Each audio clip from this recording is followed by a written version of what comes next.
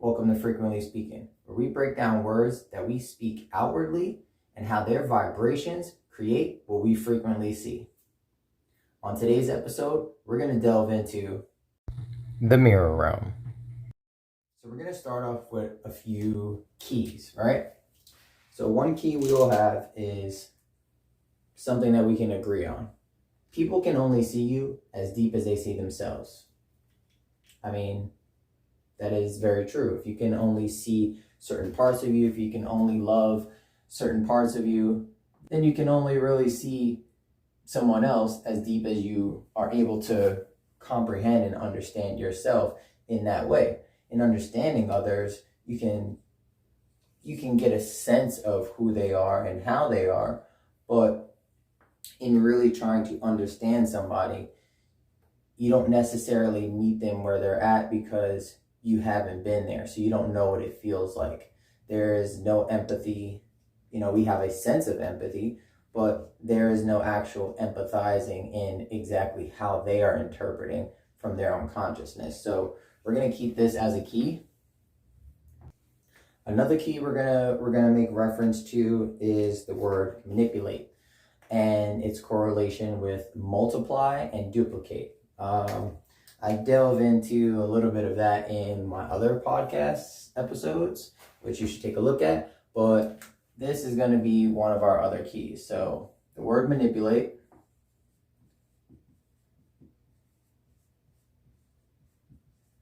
and how it is equal to multiply and duplicate.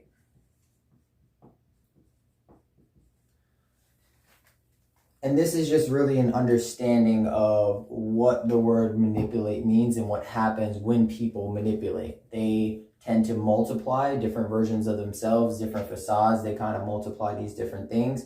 And they're also duplicating certain emotions that they may feel in themselves or certain opportunities that they may be feeling comfortable with so that they can move a little bit easier and also mold a situation or reality how they so see fit.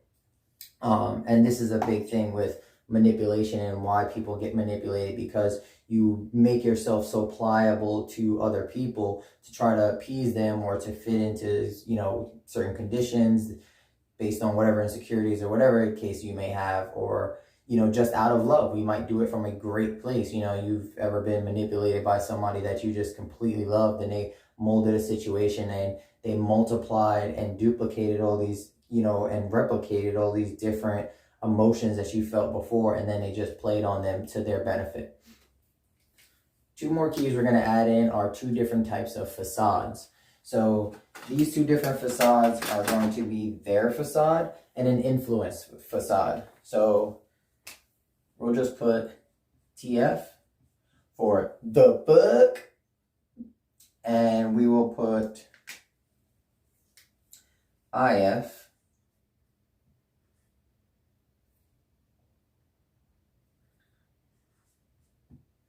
for influential.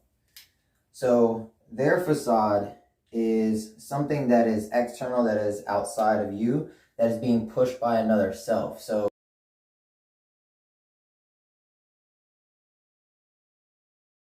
on self, meaning you, the individual, whoever we're talking about, however it applies. And influence facade is something that is outside of you that you create yourself. So it is a self-inflicted facade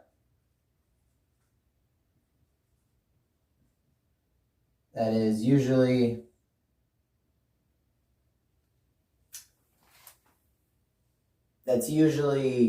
constructed out of something less personalized that is outside of you, like environment, your society, friends, familial, parental, things like that. Just conditions that you adhere to, and you create this facade to adhere to those specific conditions.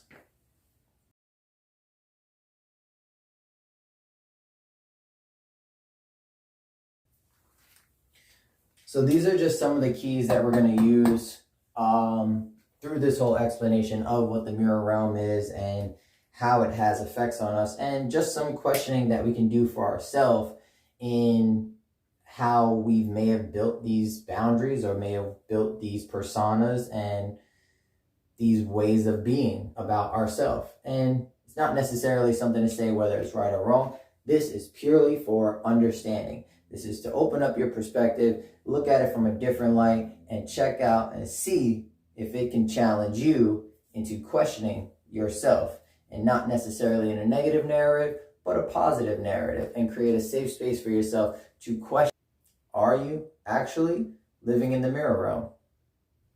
Okay, so let me start off by saying we all live in the mirror realm. It all happens. We see each other and we see everybody else as we see ourselves.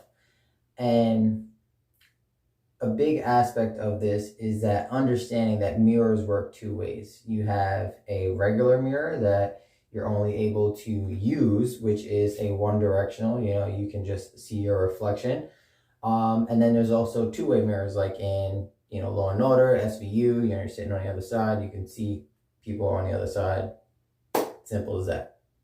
So now when we take this into consideration and we understand that mirrors do work two different ways, we have a general idea of what can be happening and what we can perceive as we are going through this mirror realm, and why we're existing in this mirror realm and what we're experiencing as it's happening. So if we take, you're born and you think about the time construct and, you're going on through your life, everybody in your life influences you. You have personal influences, which would be the books, their facades, people that push things onto you, how you should be. It might be your parents, it might be your teachers, your uncle, whoever raised you, whatever the case may be, right? And then we also have conditions and mirrors that we put up for ourselves in lieu of who we would like to be and how we want to be presented and what our reputation is, because your reputation and your character are two different things. Your reputation is how other people see you. Character is how you see yourself. So if we have our IF, or ifs, we create all these ifs, like if I did this, I would be this person, or if I did this, people would see me this way, or if I was nice, or if I was more generous, or if I was an athlete, or, whatever the case is, then it's like these are self-inflicted facades that we create for ourselves so that we can fit into this construct of whatever it may be, whether it's environmental, societal, parental, whatever it is. So when we take that into consideration, this little dot is yourself, right? So this is your starting point. This is your viewpoint and your point of perspective, where you see things from. Now, we're all born with this innate sense of ourself and what fits right with us. And, you're born and nobody has to tell you or teach you, hey, don't murder your mom, or don't eat a person, or don't kill an animal. I mean, some people don't really have that voice in their head, but we'll talk about that later. So this innate sense of yourself is what determines how people can see them, how people can see others as deep as they see themselves. So depending on what this space in between, we're going to identify this later on as respect. And this is just a sense of self. So any empty space, whether it be between yourself or any facades or whatever, this is a sense of respect. So you do have a sense of respect as far as what this terminology, this point of view around your own self is, and how you can actually get to that point. All of this is kind of filled in with a sense of how you feel about yourself and where you can find yourself. Now, when people come into your life and start to influence you in certain ways, your mom wants to be a great person to you, and she wants to help you explore all your creativity, and maybe she wants you to be a football star because, she's pushing for that, and you're into athletics, and, she's always liked football, whatever it is, let's go with that. So this becomes a facade that is created by another. So this is your first, the book. When these facades are put up, this is a one-way mirror that is put up. So this person is pushing this onto you. Now, from their standpoint, they are pushing it and they're pushing their agenda, their perspective, their influence, their teachings, and whatever it may be that they were influenced and conditioned by onto you. So your level of respect for yourself determines what the distance is between this. Now, if you don't have a lot of self-respect, or your mother or your father or your uncle or your grandfather or whatever, they create a facade that is a little bit more pressured, and you feel a little bit more insecure with that. And a lot of times you get this from fathers, that they were raised very strict, and they put a lot of pressure on their daughters or their sons to be a certain way, and they learn that from their father, and those are generational things that are passed down in trauma, and that's how we get trauma, right? So when they start to diminish and they start to push that facade, then that facade comes a little bit closer, because you have a little bit less respect for yourself from this person that's pushing that facade on you. And you start to really realize that there is a differential between what your self-respect is and how much you give to that person, because respect is definitely an energetic thing, and it's given and it's taken. It should be allocated evenly, but sometimes that's not the case, especially when you're dealing with parents or influential figures that are in your life and that have a hard standing, maybe like grandmothers or whatever. So when you have that lessened sense of self-respect for yourself, then this is the more deep set facade that you feel in correlation with this person here. So you don't necessarily have a lot of room to breathe for yourself, because you feel like you have to be that person. You have to, this is the mirror that you're seeing. And like I said, it's a one-way mirror. So when they're pushing this mirror onto you. So all you see is a reflection. Now, the funny thing is, with our sense of self, this one here, this is a two-way mirror. So outside of this, people can see themselves. So they see themselves in you. But you, from the inside, looking out, you can see outwardly. But as they push this onto you, you don't see them for who they really are. You don't see them for themselves, because they're pushing this one-sided mirror on you. So all you really see is a reflection of yourself. So you begin to think that you are this person. You begin to become this person, that this agenda, this facade, this thing that's pushed on you, you start to become that because you see it as yourself. And you're told that this is who you should be. This is how you should be. This is what you should be doing. And all these shoulds start to turn into that facade of who I am. Now, when we start to look at, you get a little older and you start to go to school, and, you get a job and you're doing all these things, and, society and your friends have all these different conditionings about how you should be. I mean, even from growing up as a black man, you have this social stigma of, always watch out for police, or, always watch out because somebody's watching. You have to watch out what you're doing, and all these different stigmas that happen. So there is an environmental influence that happens, and it creates this facade as to how I have to be when I go out. When I'm walking into a store, like, don't necessarily have your hands in your pockets, or don't try to look suspicious, or, don't try to be this way, or try to, have manners and do all these different things that you have to be away, and you have to mold and tailor yourself into being a functioning, upstanding citizen in society. But what type of citizen? You have to be your type of citizen, whether it's by race, creed, ethnicity, background, demographic, whatever it is. So now you start to outwardly push this here. You start to outwardly push into this facade that you're creating for yourself. And then you create another one that gives you a little bit less self-respect.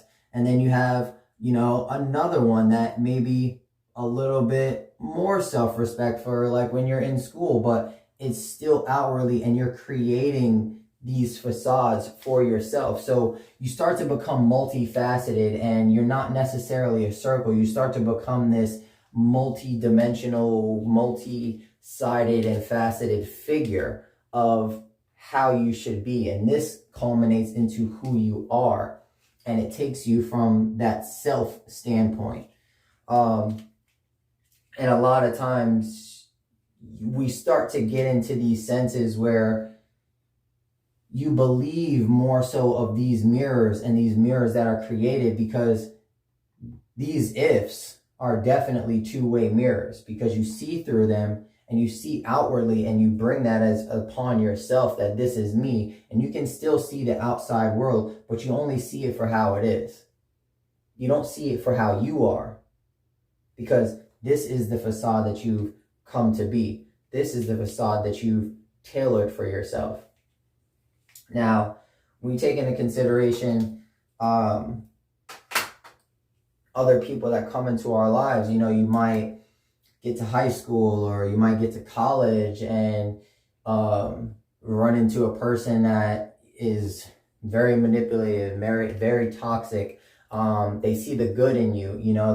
They're able to, and that's the funny thing about people that manipulate. They have this sense with a mirror where they can see you. They have this two-way mirror, and they're not necessarily these one-way mirrors that you're pushing here. They see the sense, and they understand the sense of a two-way mirror. That's what makes people that are manipulative so creative and so cunning and so believable, is that they duplicate this two-way mirror that you create for this outside world of yourself, and they start to duplicate and bring that so close to you.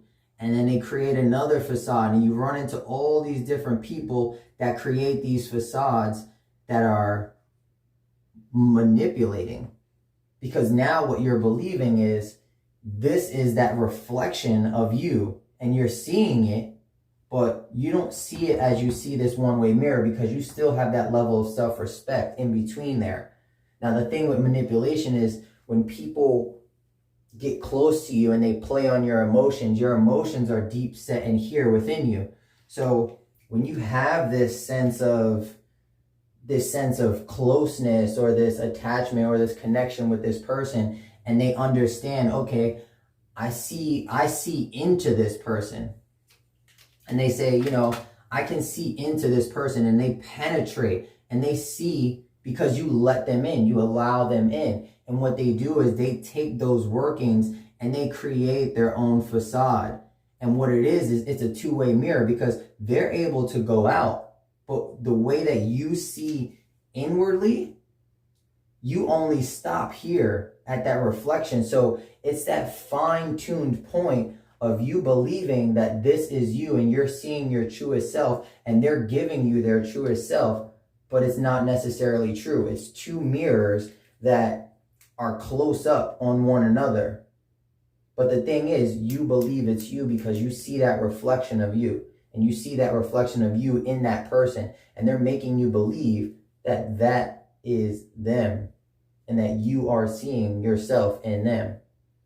That's why when you have a connection with somebody that's very manipulating, that's why toxic relationships are so hard to get over and get through and overcome, because it's so deep set within you. And the thing is, a lot of times we're not comfortable enough in this space, that when we've gotten from this relationship and this relationship and this cultivation, all these different facades, and then we finally run into something that actually penetrated and is in here, and it feels like this sense of us in there, we automatically adhere to it, and we bring it in, and we accept it into us, because we don't have that air of self-respect between there. There's nothing there. It's right up against your actual concept of who you are, and actually yourself and your perception of yourself. So your personal mirror, your own two-way mirror. So they're just pressed right up against each other, and it goes on as long as it can until you can realize that either one day they might fuck up, or you might get some resistance and push back and start to develop some self-respect within that facade. And then that's when that person can't really have any, they don't really have any power over you, because you start to separate yourself from that facade that they put up and that they've created in that two-way mirror. And you start to realize, wow, when I put some self-respect in there, now I'm seeing that there is some space between us, and I can see that this is my mirror and that's your mirror, and this has always been an illusion. And that's the tricky part about the duplication and the multiplication of your mirror. And that's what makes manipulation so vicious, if you will. Now, the good thing about this is that when we start to cultivate this sense of self-respect, and we start to separate ourselves in between these different facades, and we start to understand that, okay, there's a point here and there's a point there, and I know that I have respect for myself enough to keep you at a boundary. This is where we get a correlation, we get the discernment between respect and accept. When you're accepting something, you are allowing this to actually come into you and be a part of you. That's why manipulation is so hard to get over and get rid of. Now, when you can respect something, you can understand that there's a boundary and there's this level of space that is in between you and that person. Now, in doing this, what we do subconsciously is we tell ourselves and we make ourselves aware of this mirror that is around us, at this point of view that we have, and this point of perspective that we have that is within us and this facade.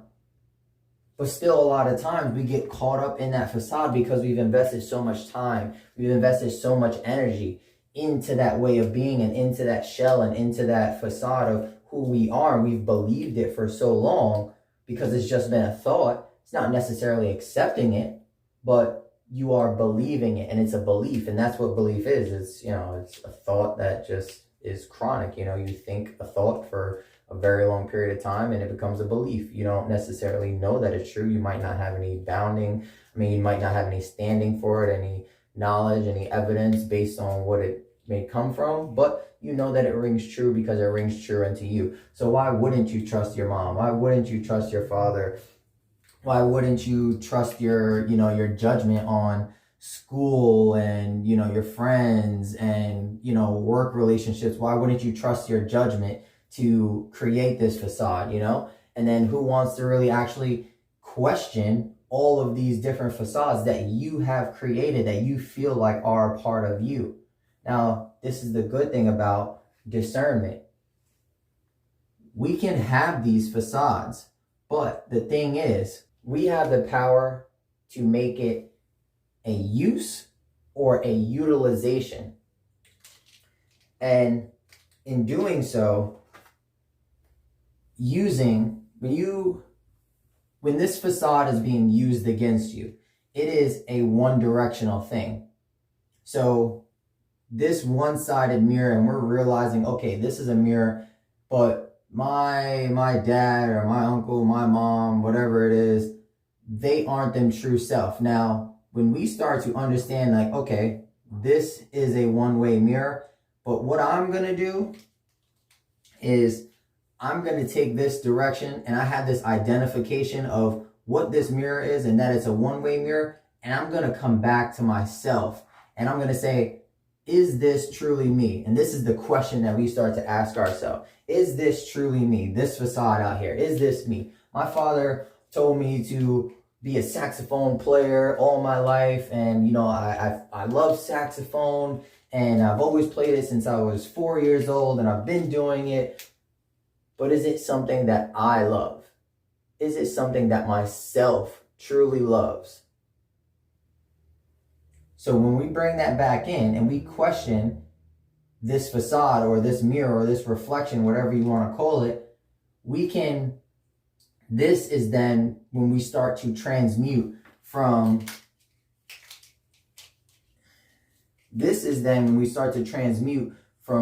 using,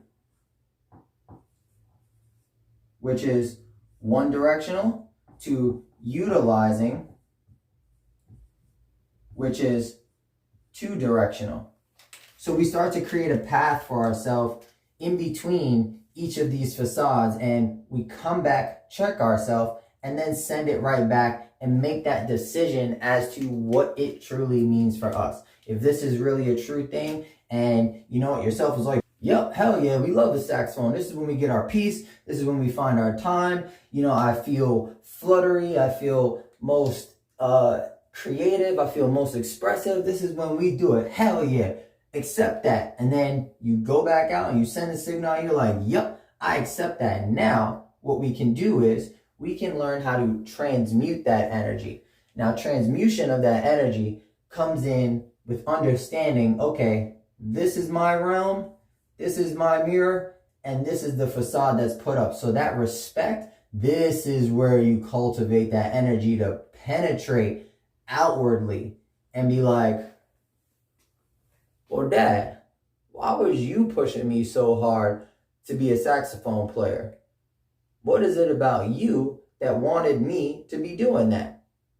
Because you pushed it onto me, but didn't give me a utilization. You didn't give me a two-way mirror. You gave me a one-way mirror to say, this is who you are.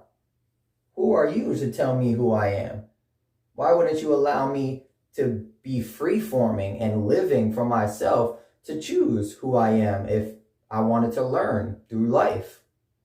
You pushed this initial influence on me, and then I grew a love for it.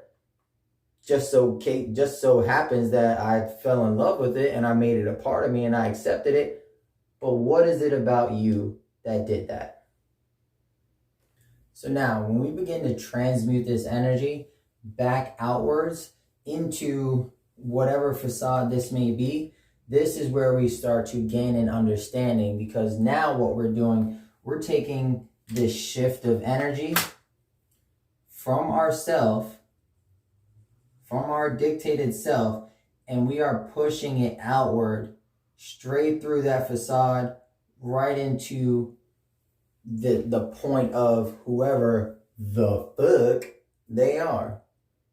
And we start to bring in that negative energy from this standpoint of this facade that's been created, questioning it, and then sending it back out for a response. And this is when we start to ask these hard questions to our parents, to our, society, to our upbringing, to the people that are in our lives that we don't have these hard conversations with because of whatever reason.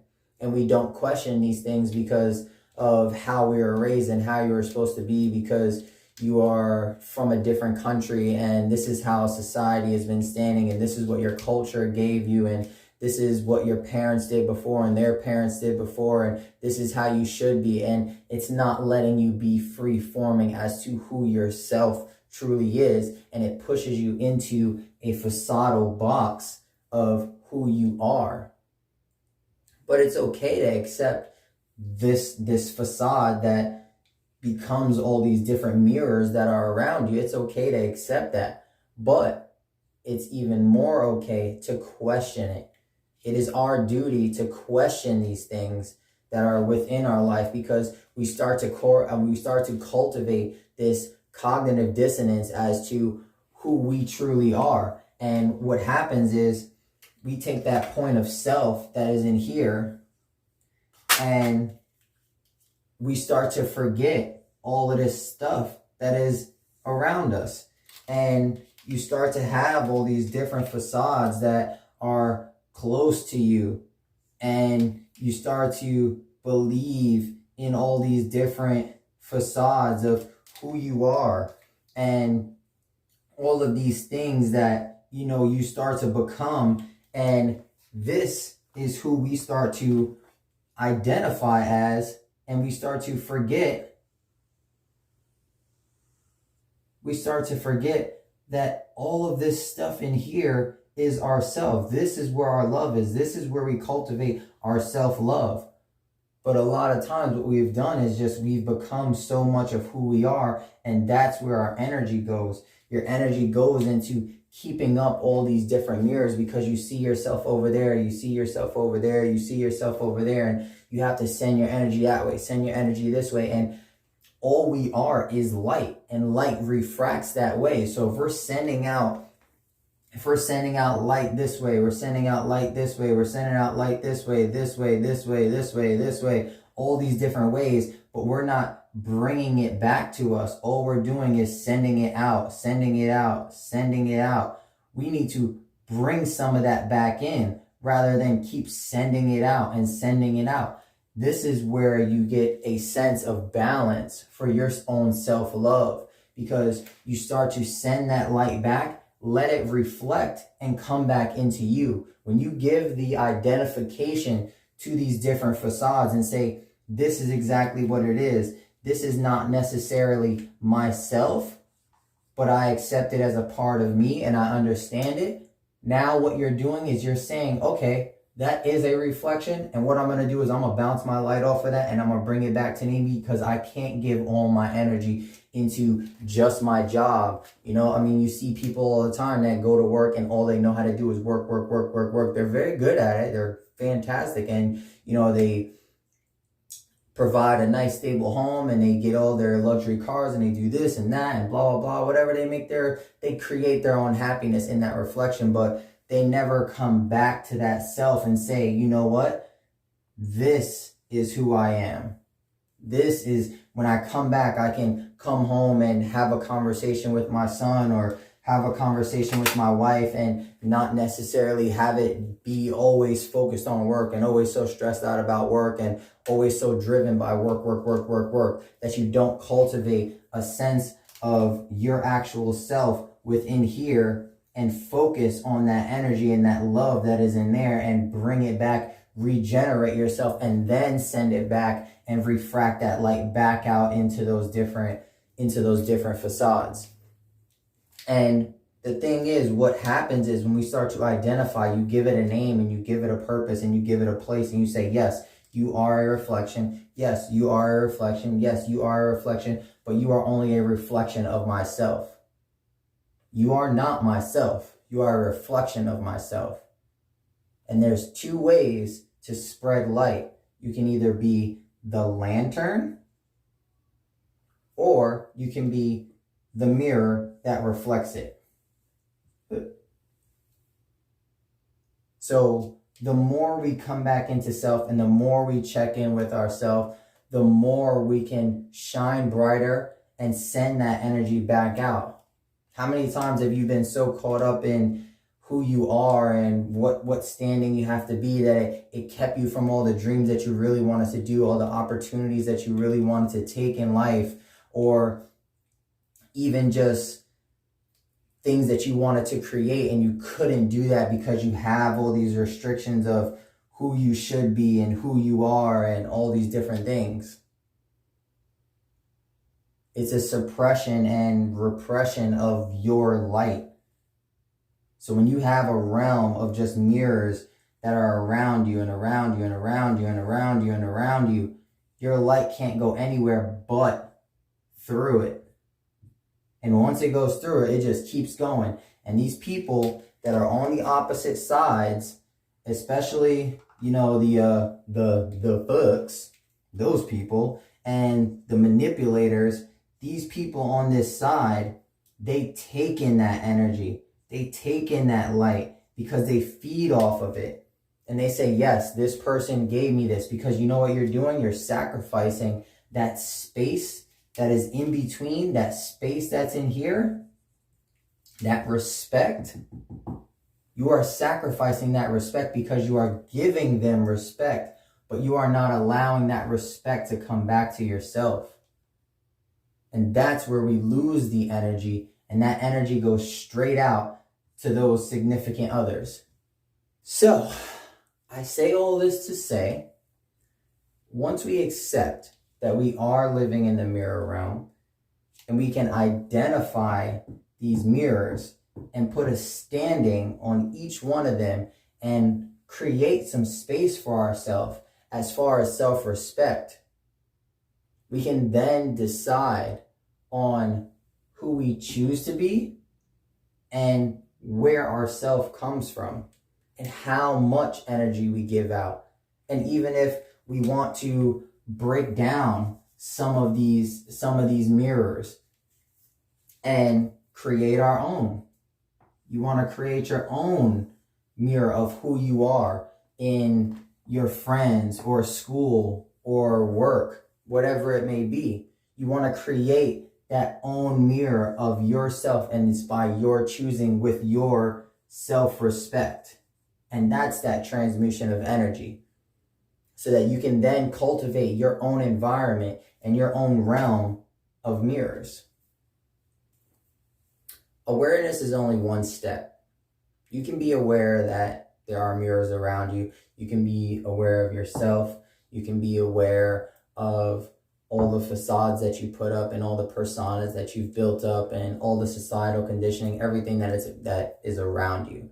You can be aware of it. But the courage in deciding whether you're going to identify this thing and give it a name and give it a standing and accept it for how it is, or separate yourself from it and respect it for how it is, that's when we truly become free-forming to be who we truly are in our own self. And in doing so, we tune ourselves to be exactly how we would like to be in our own mirror realm of self. And this is when we tune our frequency to what we frequently see. So a couple positive points I would love for you guys to take out of this are what we learned about these words. Now, we've understood the difference between use and utilize. We've understood the discernment between respect and accept. We've also learned to distinguish the difference between their facades and influence facades, and also the correlation between manipulate and multiply and duplicate and how we can identify those. One other thing that I would love to point out is to look at the comparison between facade and facet.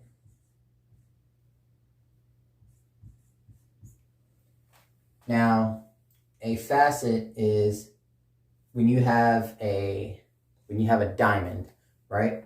It's multifaceted. It has different flat sides, and it's these geometrical shapes. Now, when you look into sacred geometry, all geometry has different facets because this is three-dimensional. We are definitely 4, 5, 6 dimensional and 7th and higher beings. We're not going to go into that, but just looking at this and understanding from a point that we are not just this point. We are not just, I don't want you guys to take from this that you are just a speck of self, that you are important, that this one dot is a perpetual, infinite, cosmic ball of just infinite energy, and it's beaming. And the thing is, I want you to shine as bright as you can and refract as much light as you possibly can off of each one of those facets that you create for yourself, not to be created by anybody else or anything else around you. And these facets are what determine how bright and how vibrant and how brilliant our kaleidoscope is. Because when you look into somebody's self, and when you look into, that's why they say the eyes are the window to the soul, because when you look into somebody's eyes and you see that light in them, it's just like looking into a kaleidoscope. You see this bright myriad of just energy and light just going in different directions and bouncing off of different facets, and it's even and it's beautiful and it's everything. And I want you to make that correlation between these two of understanding that you are multifaceted. You are multifaceted in every dimension that you are, but you are not a facade. A facade is what's been created around you. Those are those reflections that are around you that are not set up by self. You are in control of your life. You are in control of how picturesque your kaleidoscope is. So be amazing, be great, and shine as bright as you can into every reflection and every refracted piece of facet that you so choose. If you like this episode and you'd like to hear more perspectives like this, come join my community at maxwellness.fit and share your pop point of perspective. Smile out loud and embrace your soul.